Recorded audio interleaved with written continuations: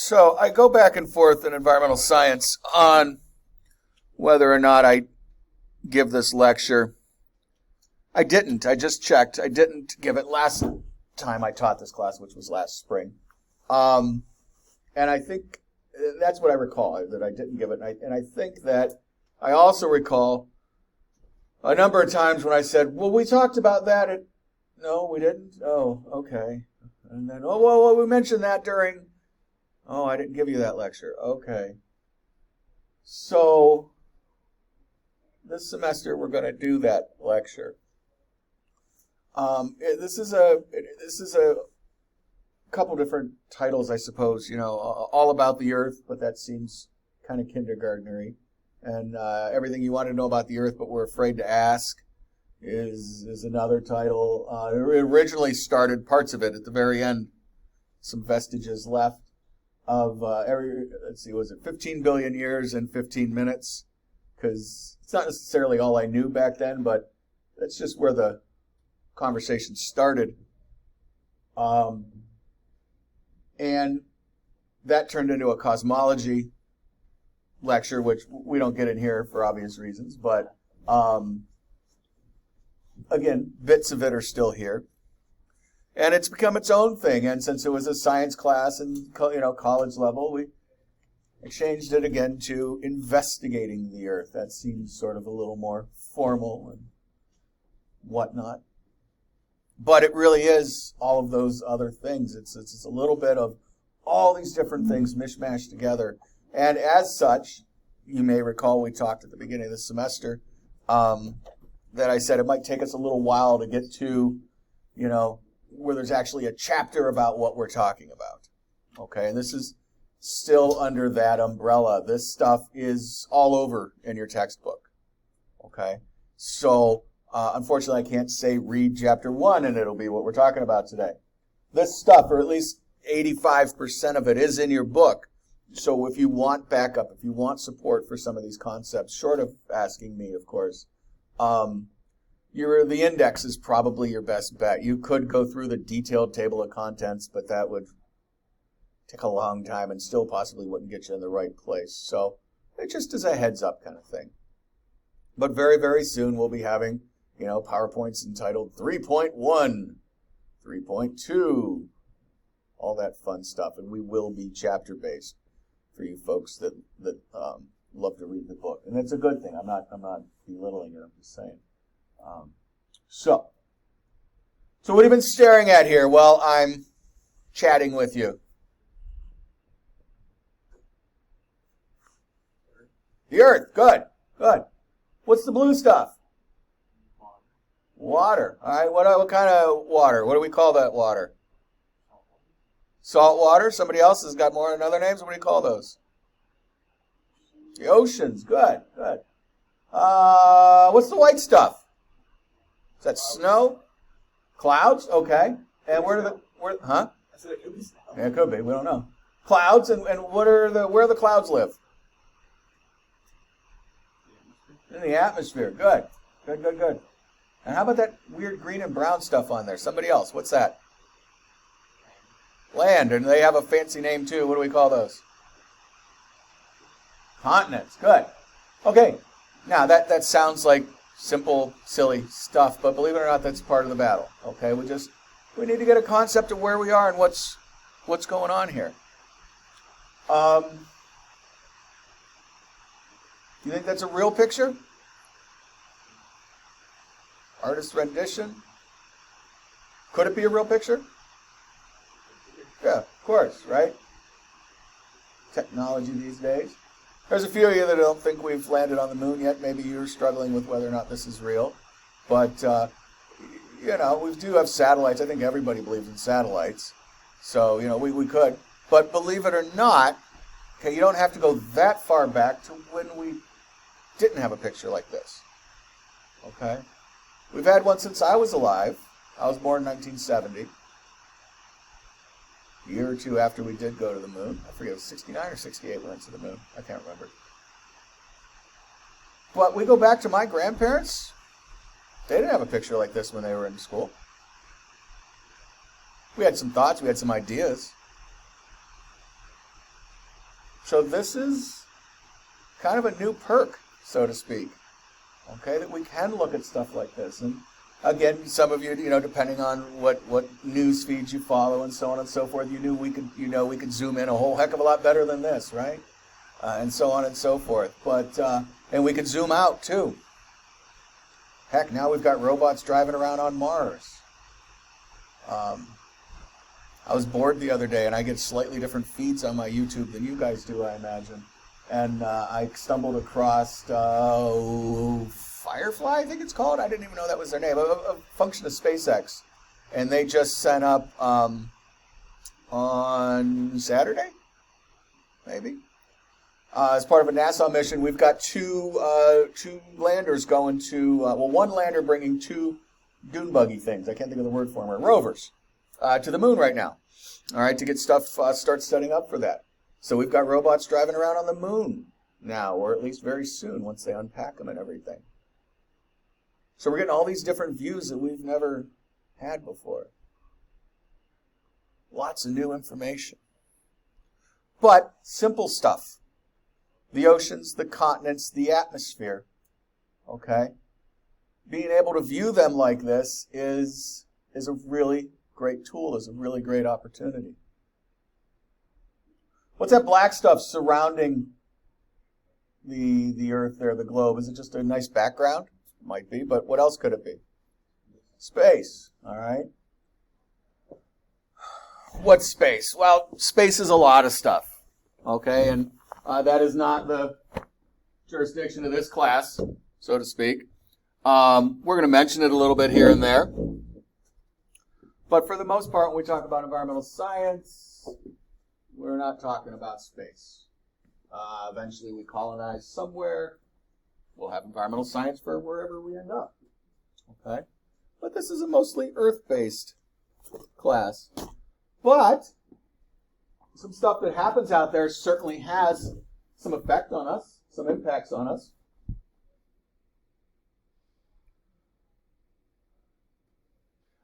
One thing you'll get used to, again, is, and this is with any of your teachers, is the age gap in the words we use. And some of your teachers are going to be closer to you guys in age. Some of them are going to be farther away, and some will be farther away even than me.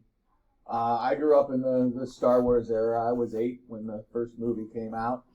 And as such, I use a lot of terms from them. I'm not one of those Star Wars fanatics. Not that there's anything wrong with that. But I do mention things like force fields and tractor beams when we talk about gravity and stuff like that. So I'm going to tell you right now that the Earth has a couple of force fields around it. We've got a shield system. All right, and it's not something we made with some cool, hardware or anything like that. The Earth made it herself. The first one is something called the magnetosphere. All right, you've probably heard about the magnetosphere.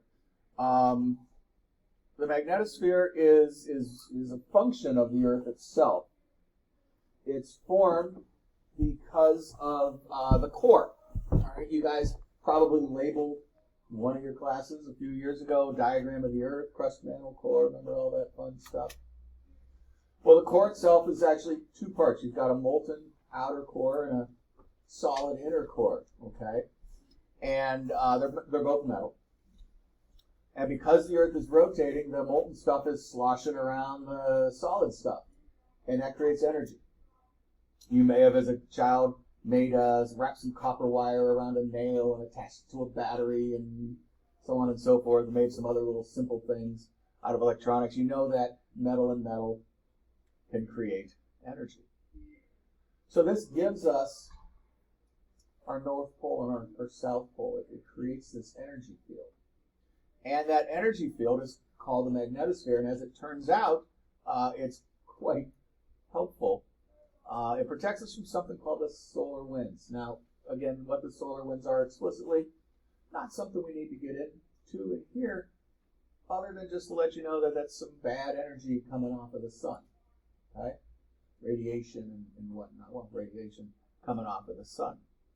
If you want to know more about it, go to Wikipedia. Also, time for a side note, and I can't speak for your lab class, please don't necessarily apply this to lab. But I have found, just personally, over the years, that people don't really mess with the science articles on Wikipedia. I know it gets a lot of bad press, and someone in my last class was just telling me back in the 20-teens-ish, they actually clamped down on a lot of the science stuff. I don't know if that's true or not. But there's a lot of trolls out there, and they don't seem to mess with science on Wikipedia. So it's a great place, especially when you're barraged with 1.3 million hits when you type in something on the internet. For science, at least I've found, going to their Wikipedia page is a great start. And even more so, because when you come across another vocabulary word, 9 times out of 10, guess what? It's colored blue and it's a link and you can go to its page. And of course, that's how we end up losing 3 hours sometimes. But that's at least a good loss of time. So if you want to learn what the solar winds are, back to my point, more than I've told you, feel free to Google it and go to its Wikipedia page. Yes, ma'am. Is would the ozone layer be included in that with the radiation? Hold on a slide or two. We'll get there. Good question. All right, so no, it's not there. A lot closer to Earth. So the magnetosphere, as I like to call it, because it is neato, is in place around us. It's a function of the Earth itself. We also have out there something called the Van Allen radiation belt, probably named after Mr. Van Allen, who discovered them, or who at least wrote the first paper about them. They also protect us, and I'm going to just throw out some random cosmic radiation, okay? There's a lot of stuff that comes off the sun that we don't necessarily want. You've probably heard that, all right? And these are 2 areas where that collects. So this just summarizes what I said a couple minutes ago. And again, I just want a quick reminder that these slides are, or should be, on the website, so you do not have to frantically scribble down all of these notes. You can write down other stuff while I'm talking.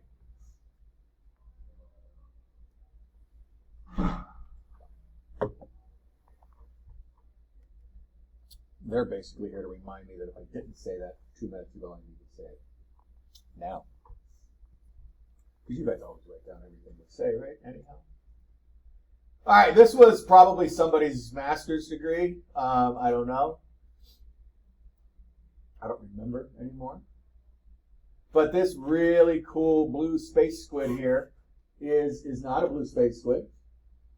It is a representation of the magnetosphere. And it takes you a couple minutes to get oriented here. And once you do, you see where it pinches in the middle there? Well, not exactly the middle, but sort of like where the head separates out from the tentacles on the space squid. All right, that represents the 2 poles there. So it pinches in on the North Pole and the South Pole.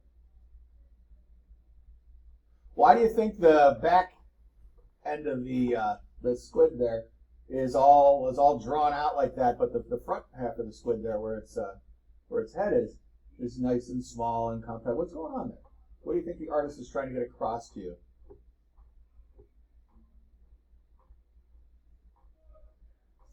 You don't have to raise hands, just somebody.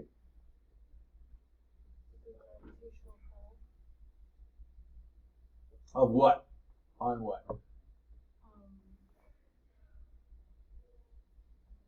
Okay. Earth's rotation. Okay, could be the Earth's rotation, could be gravitational pull there, and somewhere in both of those we could probably find something to attach to it, but there's a little more simpler, straightforward answer of what's going on here. So all they're trying to show you is that all that energy, that radiation coming off of the sun, is dragging on the away side, so to speak, is dragging out that magnetosphere. Those blue lines represent the magnetosphere, okay? And where it is on the side facing it, it really is sort of that bumper right there, stopping that stuff. You see it's all squished down and everything. But as that energy goes around it, it drags out kind of like a comet tail. All right? So it's just trying to show you how this all plays out. We've got some nice little solar flare there, ejecting some plasma matter into space that's going to microwave us if we don't have our shields up.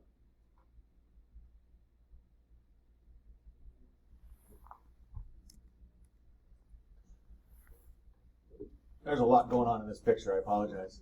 It's a bit distracting to put text over, but nonetheless. So we didn't know about the Van Allen belts till 58 or so when we put up our first satellite, and I'm guessing it either got fried or communication was absolutely miserable with it. This is an area in the magnetosphere where, remember we just told you the magnetosphere tracks radiation? Well, guess what? It stays there. This is the stuff that why it's bad to go up and be an astronaut. Okay? You may have heard, again, if you follow this stuff, that it's one of the things they need to worry about staying up in space for a very long time is exposure to radiation. And when we're traveling outwards, we have to actually go through these things. So it says there's 2 belts, sometimes more, implies sometimes less, so these aren't fixed things. The sun's radiational output varies.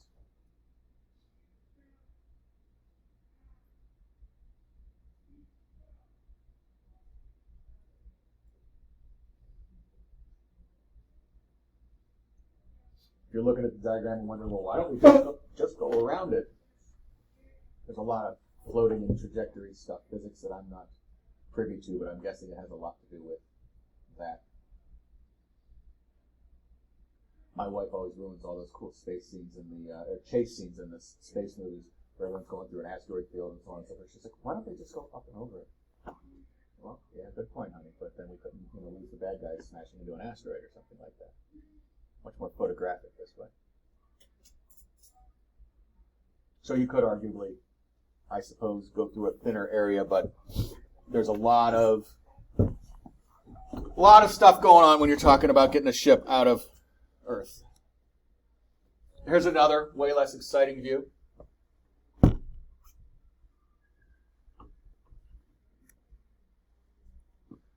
Let's get a little closer to Earth for a little while. You guys all correctly identified the atmosphere earlier. That was a great start. All right. And you've heard a number of things perhaps about atmospheres. Gaseous bubble is one of them. Some people refer to it as an envelope. Okay, there's a handful of ways to talk about it. But in the end, they're trying to get across a couple things. It's not very big, and it is pretty fragile.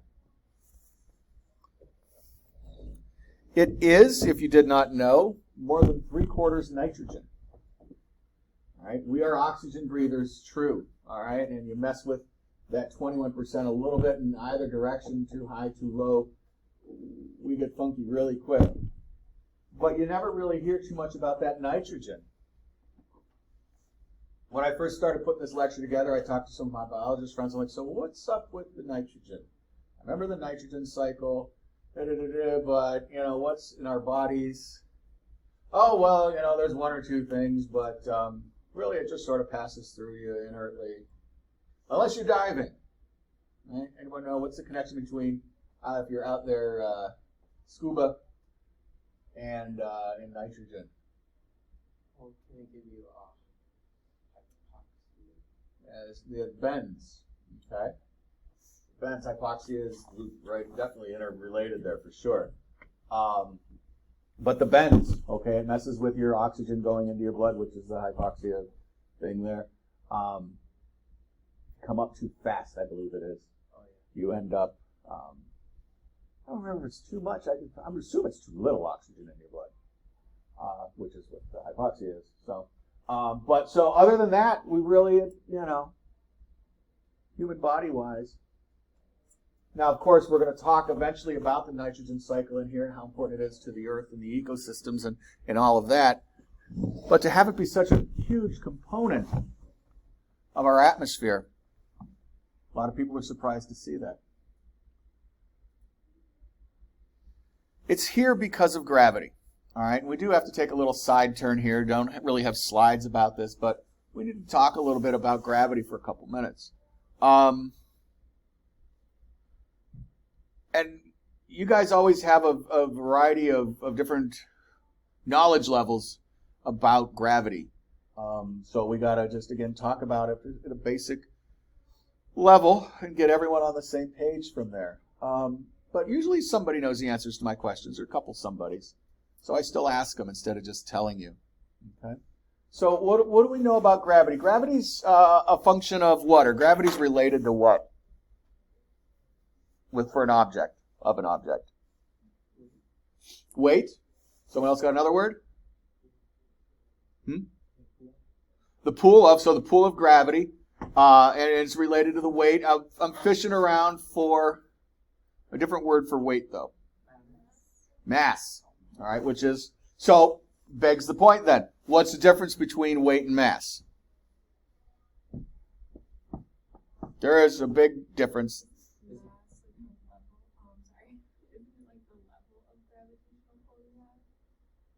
Not quite. Who else was going to say something? I took my glasses off so I can't see mouths moving anymore.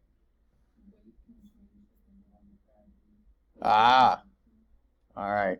Anyone want to add to that before I formalize it?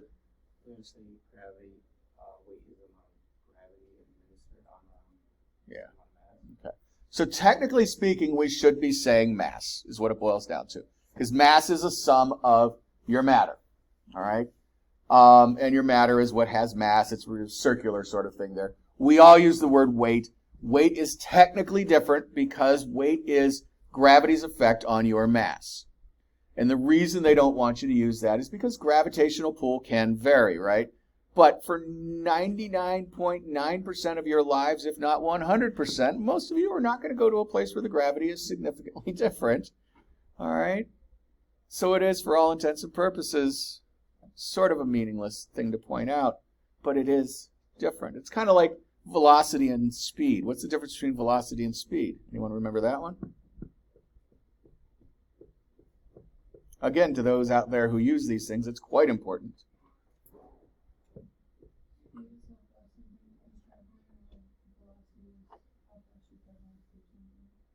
What was the last two words you said?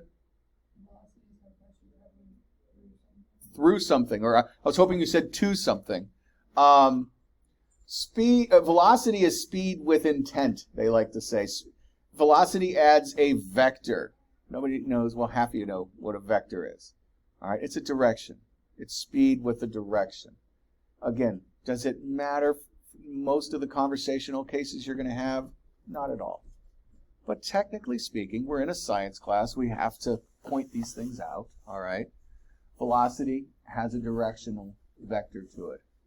You're going 28 miles per hour north, for lack of a better example. So, anywho, back to the point. Gravity is a function of mass, not weight. All right? And where's the connection? The connection is the more mass you have, the more gravitational effect you can have on others. The more, someone used the word pull earlier, the more pull you have on others. But, there's a catch, the more you're affected by other objects' gravities as well. So the more mass you have, the more pull you have, but also the more you can get pulled. All right? So the Earth has a gravitational pull that is equal, for lack of a better word, to its mass. It is there because of its mass. If we were smaller, we'd have less gravity. Bigger, we'd have more gravity. You dig? We good? Okay, good. So, believe it or not, even teeny tiny little things like atoms and air molecules and whatnot can be affected by gravity. So we have an atmosphere because those molecules are attracted to the Earth because of our gravitational pull. Now, one last part about that, okay? The closer you are to something, the stronger the force is. So what we actually see is that the atmosphere, and you knew this, but you didn't maybe know the technical reason why it is. The atmosphere is really thin or really thick close to the surface.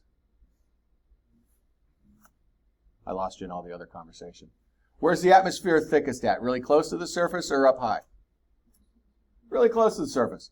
The why is because of gravity, but what we know, okay, you go up high, the air thins out, right? You go to Colorado up in the Rockies, oh, the air's thin there. You go up in an airplane, the air's really thin there. So you knew this, but now we're putting it into context for you. If I still haven't got you, picture a bonfire, all right? Closer you are to the bonfire, the more intense the heat is. As you back away from it, it becomes less so. All All right, same idea, but with air molecules. So not only is this atmosphere really thin, but it is varying density as you go out. It's much thicker close to the Earth, thinner as you back away. All right, so more just some general things. Ozone layer has nothing really to do with gravity, just an introduction right now. All right. Also, in our atmosphere, we have something called the ozone layer. We talked about the ozone layer a couple minutes ago. Why do we like the ozone layer? Well, do we like the ozone layer? And if so, why or why not? Yeah, all right. Another shield up for us. UV stands for what, you guys? Ultraviolet, right. And we have been barraged by UV this and UV that. Sunscreen, I grew up calling it suntan lotion, right? But now it's sunscreen. I still get teased by people because I still call it suntan oil. And I buy the oil stuff, too. I don't even buy the thick green glue. But it's my skin, right? I'm a little darker. I can deal with that. But UV doesn't care about that. UV comes through. And you've got even clothing now you could buy with UV protection in it. Shirts, hats. Why do we not like UV rays? Why are they bad?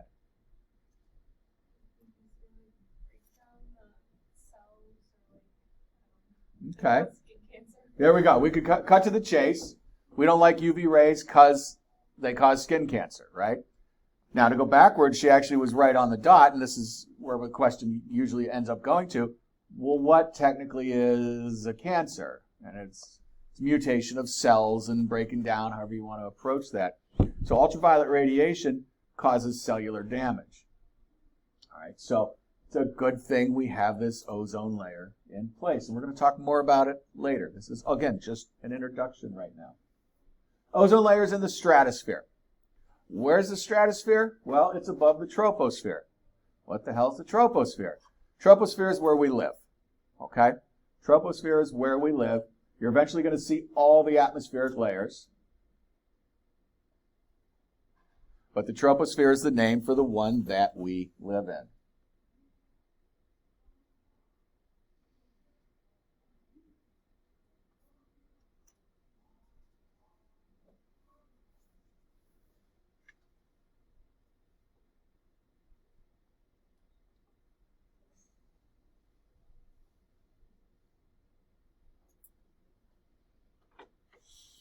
The stratosphere is the layer just above that.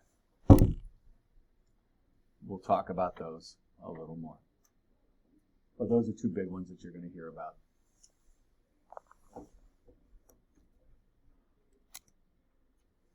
Okay. Formulas. I can feel some of you cringing already. Okay, I'm not going to have you write these formulas. I'm not going to have you calculate anything. But I put them here so we could attempt to understand where all this is coming from. Again, these are things that you've probably known, but maybe didn't realize were connected or what caused them. So we got the formula for density on here. Density is mass over volume, mass per volume. Some of you know you could just read that little slanty line as divided by. That's what's nice about some of these, is that the formula is also sort of a sentence. All formulas are sentences, but some of them are a little more complicated than others. We've got pressure. Pressure is force over area. And then, because we're talking about force and because we somehow need to connect all this together, I needed to tell you that force is mass times acceleration. Now, of all these, you're probably most familiar with F equals ma. All right? From that very first football game in the backyard you may have played with your friends growing up, you realize that when that big dude comes flying at you, it's going to hurt. All right? That's force is mass times acceleration. There is a difference. As the acceleration changes, either way, the mass is going to get you, right? But you accelerate that mass, it totally multiplies the force. So how's all this connected? It's that M. Okay, that M that's embedded in the pressure formula. You don't see it in the pressure formula, but it's there because of F. And this is where physics lost me too. I believe in physics. I trust physics. But they use so many terms and words, and I did not enjoy physics in college. But again, it's important, and I believe in it. Anywho, the F embedded in the pressure formula there brings the mass back to the air density one. Okay, there's the connection. There's the reason for the season, as it were. What do we need to know out of this? We need to know that as you go upwards from the Earth, something we already just talked about, both air pressure and air density decrease. You're like, wait a minute, we talked about this? Yeah, we did. Remember, the atmosphere is thickest where? You guys just told me. Near the surface of the Earth. So as you go away from the Earth, it becomes less dense, less thick. All right, for those of you still not on the same page with us, think of that color slider thing when you're making a color on your computer screen. You go from the very dark to the lighter as you move that slider out. All right, it's the exact same thing, but with molecules of air. So what we're telling you that is as you go upwards from the surface, density decreases. We should all understand that one at this time. I've totally beaten that horse dead. Okay, we got that.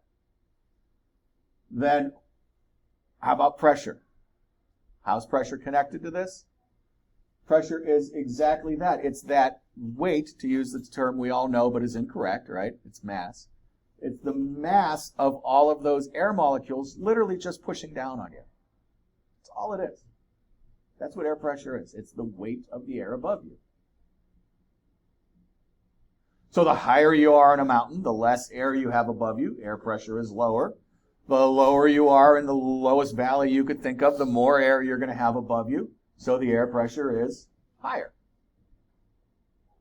We're going to tell you about a standard air pressure in a moment or two. That's at sea level, as they say.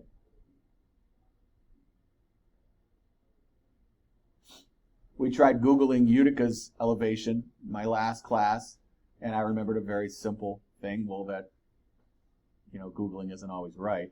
But that more so, we're roughly 400 to 600 feet. We could say an average of 500 feet above sea level here. It really varies wildly when you're only talking about a couple hundred feet. All right, because you say, oh my God, well, that's 200 feet off. That's horrible. My math teacher would mark that wrong. Yeah, but we're in science. It's a little more relative now. There's a thing called a benchmark. You guys are going to do topographic maps in lab eventually, and you're going to learn about benchmarks. U.S. Geological Survey goes out and nails a piece of brass into the ground and says, this is officially this high. So there's a benchmark down at Union Station there, and it has a number on it. But guess what? Union Station is downtown. We're up here a little higher. So when I asked my watch the elevation, it said something that somebody Googled for Union Station. We probably got into it in class today. I recently moved. Okay, my son went through Proctor in the Utica system. My daughter's now in New Hartford. We moved across the stream. Didn't really think too much of it. Because I'm a dork and a science teacher, I was checking our elevation one day after we got there. We're actually 250 feet higher in New Hartford than we were in South Utica. 250 feet. That's definitely something your math teacher would mark wrong if you said, what's the elevation of? Well, it depends where the hell you are. And not to mention, we're on the second floor. Add 20 feet onto that. So don't get too hung up, and this is why you won't see me asking you too many numbers, okay? Because it varies, and most people don't pay enough attention for the variances. So we give you these generalizations. Keep it kind of vague. Appreciate that if you can. Again, if you want the specifics, you know how to get the specifics nowadays. My watch tells me, let's see if it's the same as it was earlier. I have a squiggly line, which is the tilde, which means approximately, right? It's another thing I didn't know everyone on the planet knew. That little squiggly line means approximately.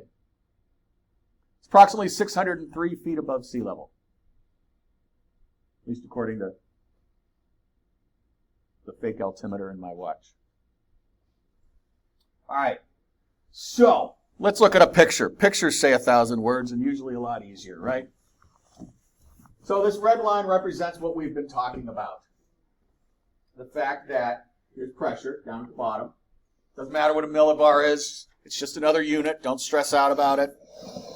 The fact that as we go upwards, and it's in kilometers again, only a fraction of you can think in kilometers. I get it. I have to drive through Canada a lot if I want to go see my son now. We were just talking about that before class. I never know what speed I'm supposed to be doing. Whatever. But you get the idea that we're getting higher. That's the important part. So as we go higher, the pressure decreases. Again, why? Because the air is thinning out, because most of the air is held at the Earth's surface by what? Gravity. Good. Okay? All, bless you, I think. All we need to get out of this. Why I like this diagram, much more so though, is because everybody knows Mount Everest, right? We don't know how high it is, but we know it's pretty stinking high, right? And we know that, at least we've gleaned over the years, very few people can go there because it is really high, and when you do go there, you need special gear, right? Unless you're one of those Sherpa people that are already there, and that's why they're so special, because they don't necessarily need the special gear. They've acclimated to the lower density of air. We usually just say less oxygen. That's true, right? I mean, it was barely even a quarter of the air anyhow is oxygen. So to go up that much higher and the air is that much thinner, oxygen's getting low, or at least less common. And then we've got that airplane flying up there. Some of you know how high airplanes fly. Some of you don't. I don't appreciate that. I was just in one last week. I really don't like hearing that you are 36,000 feet in the air. No, don't tell me. I know. We're high. It's all good.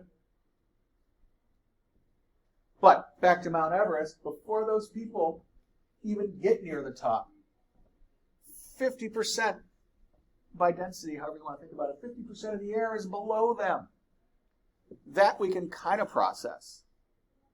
All right? It's not that thick. And I don't get off on that too much in here. Some of my other classes, it comes up more as we talk about space and we talk about going down into the Earth and so on and so forth. We're very limited vertically on this planet. Horizontally, as long as you've got a vehicle and gas money, you could more or less jettison yourself as far as you need to or want to without any problems. You want to go up even just a little bit, things get weird really quick. You want to go down at all, you start needing really special equipment, like a drill bit on the front of your car and so on and so on. Point being, and you don't necessarily think about it, and I don't want to give you guys claustrophobia or anything, but we're really kind of limited in what we do. And then when we do build these really cool machines that allow us to fly above the surface, again, you need special equipment on top of that.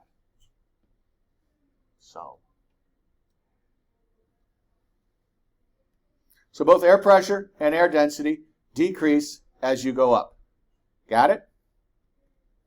That is not true about something we'll talk about in a minute, because I forgot about this slide. One last thing about air pressure. I like to think about this like those, I don't know what they're called. I don't even know if they have a name, but you know, that sort of rectangle. You used to only be able to buy it at Spencer's, but now it's many, many stores. It's got all those like 300 pins in it. And usually you walk by it in the store and someone put the impression of a middle finger in it. But it does you know what I'm talking about? All right. Picture that, but hanging upside down, kind of like a car wash, sort of scenario. As you push your hand through that this way, you can watch those pins go up and down as they adjust to the height of your hand going underneath them. That's sort of how we want to think of air pressure, because air pressure is actually measured with a 1-inch square, as high as the atmosphere is. And we've weighed that. It weighs 14.7 pounds. And you're thinking, wait a minute, I've lifted up, stuff 10 pounds, 15 pounds. I don't feel that. Well, of course you don't feel it, because you've been under it for roughly 20-some years. And everything around you pick up your pencil, it's under 14.7 pounds per square inch, and everything is under 4. So it sort of normalizes. If everything's under the same amount of pressure, you won't notice it. You lighten that pressure, you increase that pressure, you do start to notice it. Put a book on top of another book, well, it just gained as much weight as that other book had, and so on and so forth. But otherwise, everything is sort of normalized. But as we said a little bit ago, all right, you go up higher in a mountain, on top of a mountain, you've literally got less of that air column above you. That pin is up really, really high now. So there's less air above you. You have less air pressure. You go down really, really low. You've got more air above you. The air pressure is higher. That's all I was trying to say earlier.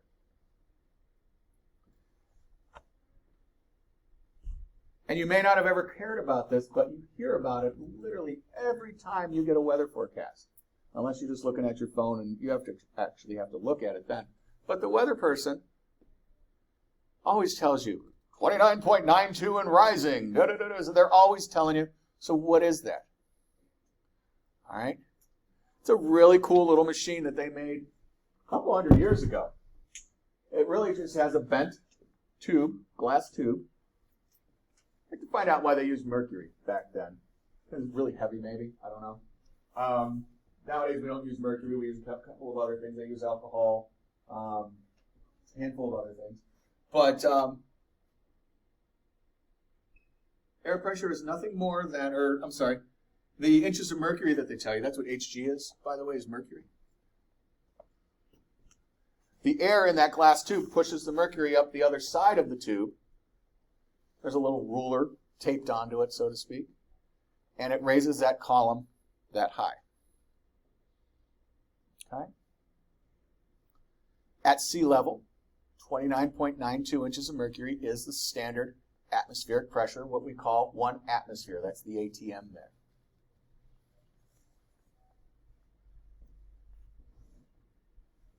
And when different weather comes through, this is when you tend to hear about it. Whether the air packets, parcels coming in are more dense or less dense, that's going to change the weather. That's going to change the air pressure. It's going to change the weather too. Because think about it, one of the things that would make those air parcels more dense could be moisture, right? Or less dense could be the lack of moisture. Start paying attention to the weather. It can be horribly complicated. Those weather folks out there, if they're actually the meteorologists, that's like Calc 4 and crap like that, fluid dynamics. Okay, it's intense stuff. This is why we love computers so much, to do all this modeling. It takes a lot of the math away. But you still got to have that knowledge to interpret which one you think is actually coming.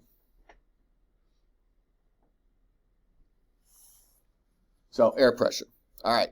So, anywho, should probably put that slide somewhere else because it really messes with my transition. So, both air pressure and air density decrease as you leave the surface. That is not true. Remember I said this like 3.5 minutes ago? Not true about temperature. Temperature is indicated by that red line on there. And that red line, as you move to the left, is a decrease. And as you move to the right, is an increase. So we are down at the bottom, that's where we start with the surface there, and that's a troposphere. Remember the troposphere? We told you that would be a word you'd want to know. That is our layer of the atmosphere. Just above that, you see the stratosphere. We told you that's important because that's where the ozone is. That's just above us. I'm never going to ask you the distances. Please don't fret about that. You're going to see them one more time in a slightly cleaner fashion, but I'm still not going to ask you the distances on a test. So what can we say happens to the temperature in the troposphere as we go upwards? We just told you a line moving to the left means it gets colder. So temperature decreases as you go upwards through the atmosphere. Once we hit the troposphere, you see it kind of levels out for a while. Stratosphere, it kind of levels out for a while. Then it starts to increase again. I'm at a really bad angle, but I think not quite as high as it was at the surface. Then we get into the next level called the mesosphere. And it dips and gets even colder, I think, than it was. Then we get to the thermosphere, and it kind of just truncates, but it looks like it's on its way up. There's another layer called the exosphere. You'll see that on a slide in a couple minutes. That temperature just keeps going up. And some of you are like, wait a minute, I heard about the cold, hard vacuum of space or the cold, hard void of space. How can that be true? Well, we'll talk about that too if the conversation goes that way.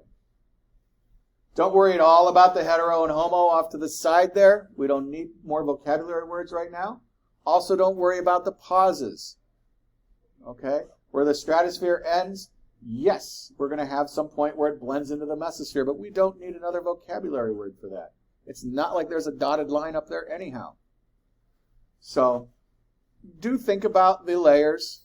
I may or may not have a question that says which is in the right order. Okay? Try to make a mnemonic. What was it when you have a first letter of each word to make a sentence out of it? I forget. Yeah, I think it's mnemonic. But troposphere, stratosphere, mesosphere, thermosphere, axosphere. TSM, TX. Anywho. We've got a vocabulary. This is why I don't worry about such piddly vocabulary words, because we've got a moderately important vocabulary word. Lapse rate. Lapse rate tells us, describes that temperature decrease in the troposphere. We've measured it. It's about 3.5 degrees Fahrenheit for every 1,000 feet you go up. This was converted out of metric, so it's, not quite nice, clean, pretty numbers. I probably rounded that 1,000 feet. And you notice I said 3.5, not 3.6. I'm a geologist. Geologists round. So it's the average temperature decrease with altitude increase. Is called the lapse rate. I'd like to think if you went back to that previous slide and checked the numbers, you did a little math, that would be somewhat accurate.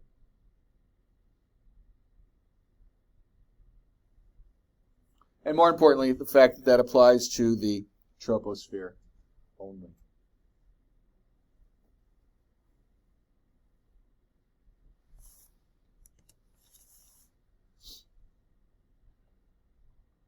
So I told you I'd show you those numbers again, even though I don't necessarily want you to remember them. I do want you to pay attention to the first one and the last one. All right. Troposphere goes up about 7 miles. Our atmosphere, what we know and love, is all of 7 miles thick. Some of you drove more than 7 miles to get here today. Okay, which goes back to my point about being sort of limited. You didn't think anything about driving 7 miles, unless your gas light was on maybe. But generally speaking, not a huge deal for us. You go 7 miles straight up, you're going to need some equipment. Jump to the end. We started this conversation by talking about space and where space is, and space is so hard to get to, and all this stuff we've heard going through. And that's absolutely true. Don't get me wrong. Gravity's a bitch. Okay, half of the problem of getting to space is escaping the Earth's gravitational pull and getting through the atmosphere. That's the other one. Because space is not that far away. Nobody drove 300 miles today, but arguably in the recent past, you may have driven 300 miles. And again, your only limiting factor was gas money.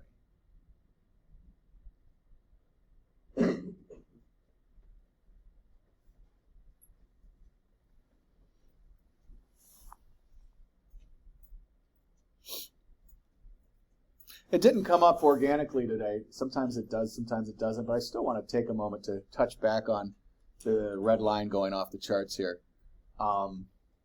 Because it is a moment to touch on one other thing you probably learned at some point in there, but also kind of give you a cool little experiment, for lack of a better word, about it.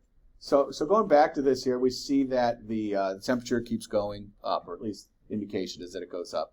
And we go out into the exosphere, and I'm telling you right now that temperature does just keep, that red line does just keep going up. Who can tell us what temperature is actually a measure of? Who remembers? It's not just That little line going up on the thermometer. What is temperature?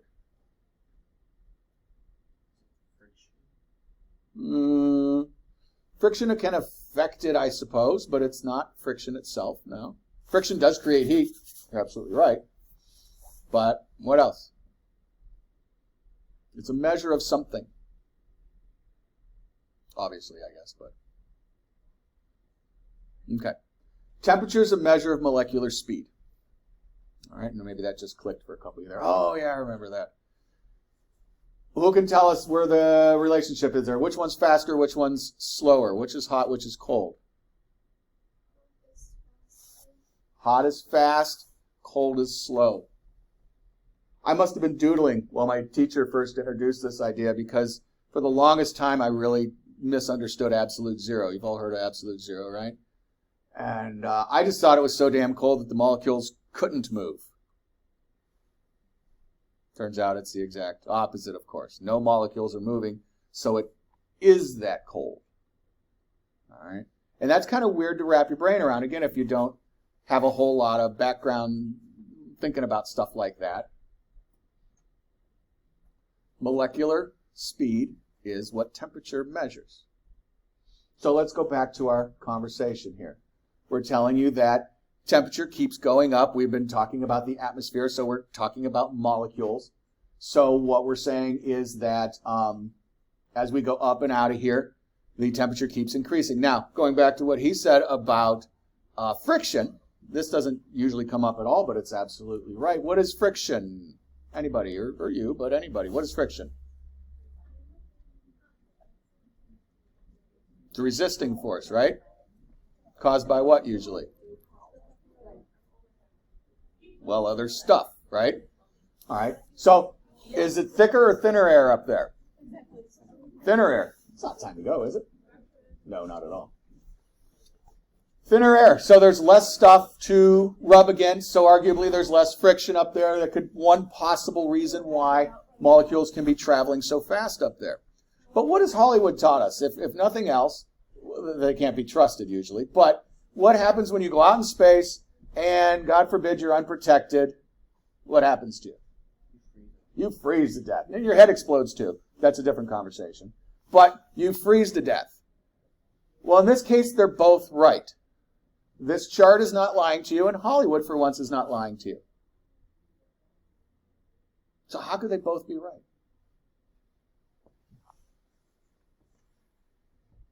It literally ties back to something we talked about today.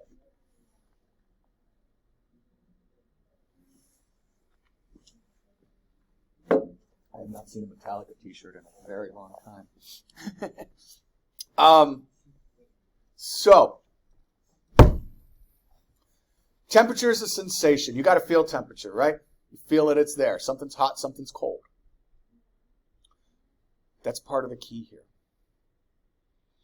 So, I want you guys have all been touching whatever you've been touching for the last couple minutes. I want you to just stop now and touch the surface of your desk. And I want you to note the temperature. All right. Now touch one of the metal bars on your desk. What do we notice? It's colder. It's colder. All right. Is there any arguable reason why the bar on your desk should be any colder than the flat top of your desk? Obviously, we just felt it, right? It's different materials, so flesh that out a little bit. What does that have to do with it?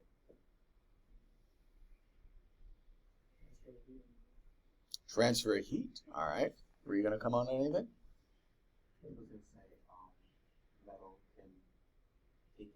Metal's a good what? What's the word we got for that? Conductor. All right. So transfer heat. Where were you going to go with transfer heat? What does that still have to do with the metal's losing its what little heat it had because it's good at transferring it? Or is that where you were headed, or what were you going to do with it? Or anybody? Again, just jump in. The more we talk, the less boring this is. The more you guys interact, the less boring this is. All right, so they're on the right road. They're on the right road. Someone just needs to stop them from going into the ditch. Where are we going with this? Okay. So remember, temperature is a sensation. Your arm of your desk is not vibrating any faster, or in this case, slower than the surface of the desk. Temperature is also deceiving. Touch the metal again. What's cold? Somebody wake him up so he can touch his metal. He heard this last year already. It's fine. So, morning. We're touching the metal on the desk. We're at that part in the lecture. So, it's also deceiving, right? You can let go. What's actually cold? That's what I started to ask you. Is your hand cold or is the desk cold? No, your hand's cold. It's stealing your heat better than the surface of your desk is. You guys just told me it's a great conductor. It's making your hand cold. It's taking away your heat. That's all the same temperature, whatever that is. All right, that chair's vibrating, whatever it's vibrating. But that part is stealing your heat away better than that does. All right, I just thought that was cool. Anyhow, back to space. All right. So the molecules that are out there are moving a gajillion miles an hour. There's no friction. There's nothing to get in their way. The problem is that what we just spent 20 minutes talking about is that there's so few of them out there. So because temperature is a sensation, it feels like it is absolute zero. It essentially is absolute zero until you touch one of those molecules, at which point it's some thousand degrees. I don't know what it is, but you get the point. You have to actually be in contact with one of those molecules, which is harder to do out there because there's so few of them. So that's how it can be a cold, hard void of space, and also molecular speed, temperature is super hot when you have the occasion to feel it. So drop that one on your friends at the bar later this week at about like 11:30, 12:30 maybe. All right, winding down. We started here, we're ending here. So we gave you the 78 and the 21%, and that brings us up to what for a total composition so far? 99. Yeah. All right. So don't do the rest of the math because that puts us over 100. We're going to ignore that. Water vapor. Now, I know I'd swear, I don't know about you guys, some of those days in August and especially September lately, I'd swear there was more than 3% of that air was water vapor. It feels thick, okay? But anywhere from 0 to 3% of any given, you grab a bubble of air out there, okay, could be water vapor. Argon, 1%. What the hell is argon doing there? I don't know. And again, I could Google it. I haven't in 20 years, so I probably won't. I got all excited, though. I was talking to a window salesman, unfortunately. And he went on and on about how these windows have and argon trapped between the panels of glass. I'm like, finally, someone who knows. I said, so, Mr. Window Salesman person, tell me what the argon does. Oh, it helps prevent or trap or something with heat. It's really good, though. Really? Oh, you don't know. Damn it. All right. We got 1% argon. Love it. It's there. CO2.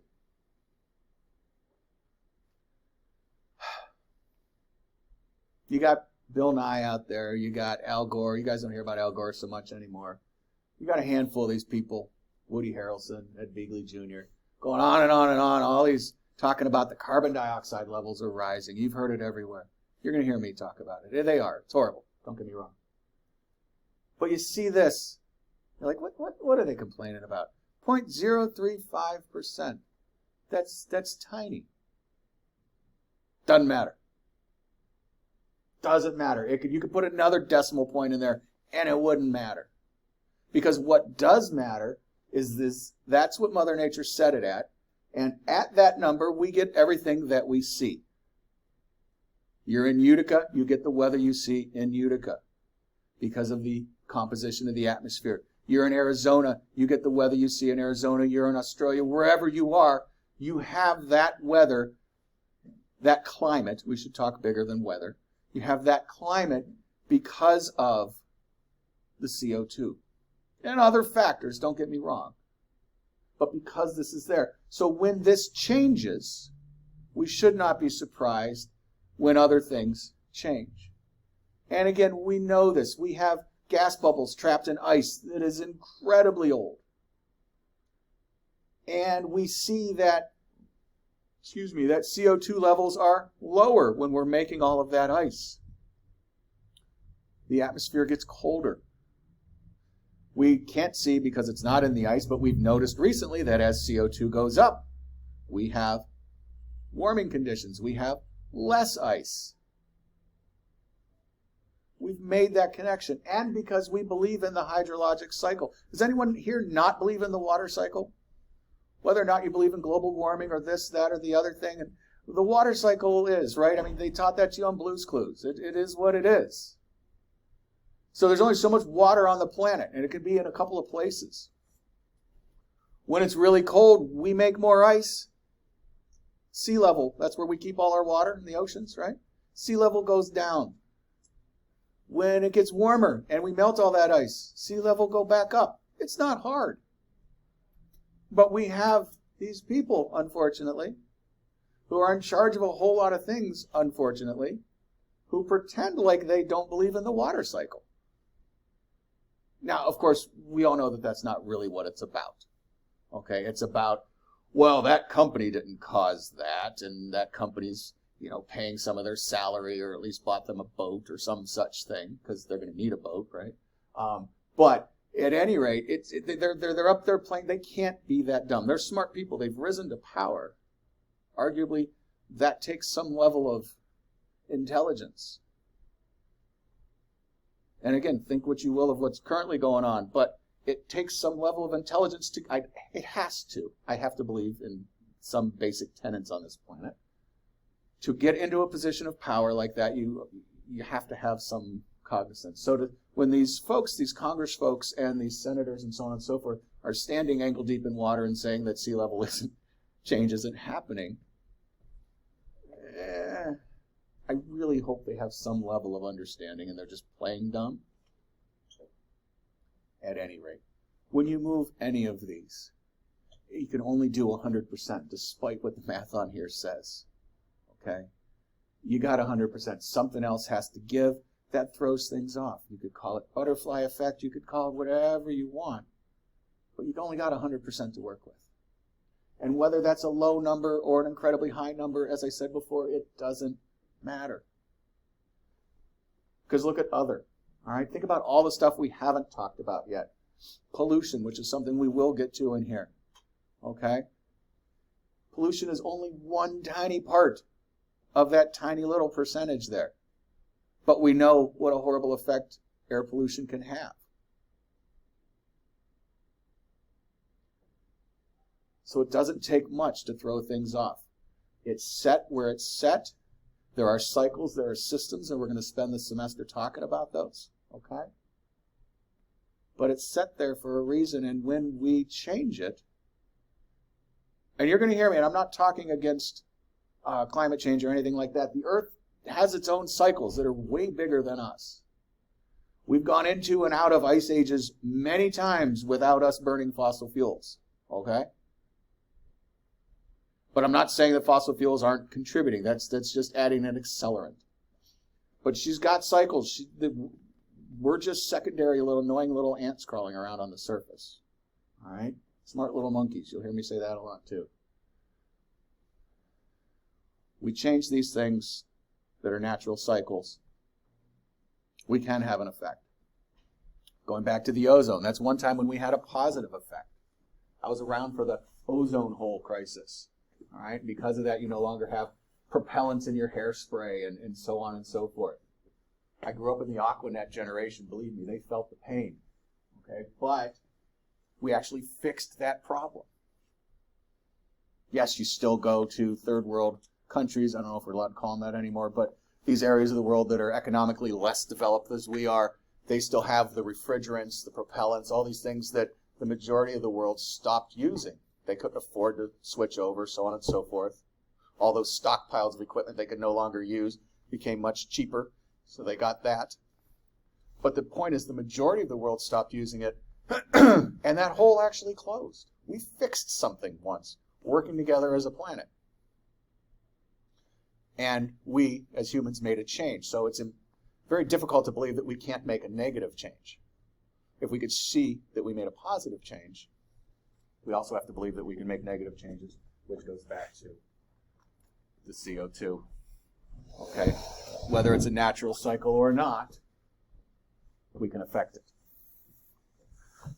All right. This segues into a different topic. Remember, I said this whole introductory lecture here is about a whole bunch of different things. This is a great place for stopping. I've been talking for 65 minutes already. It's fine. I could talk for another 2 hours. I used to have a Saturday morning. What was the Saturday morning one? Meteorology, maybe, and I had a Sunday night astronomy class, both 3-hour blocks because they only met once a week. You think an 8 o'clock class is bad?